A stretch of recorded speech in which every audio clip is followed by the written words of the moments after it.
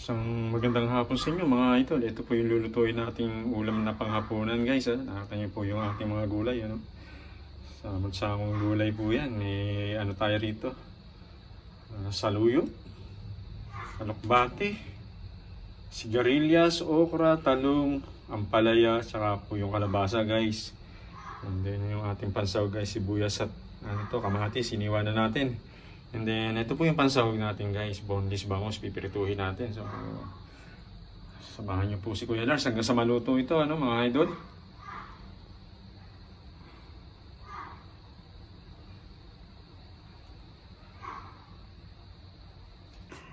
So, yun na nga guys, nakasalang na yung ating gulay.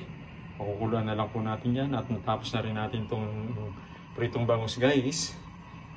At samahan niyo po muli si Kuya Lars sa ating gawain sa pagluluto rito sa ating kusina mga idol.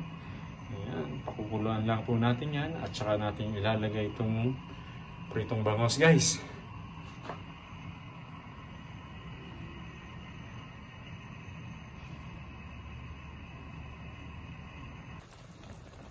Ayan guys, ito na yung ating ulam panghapunan.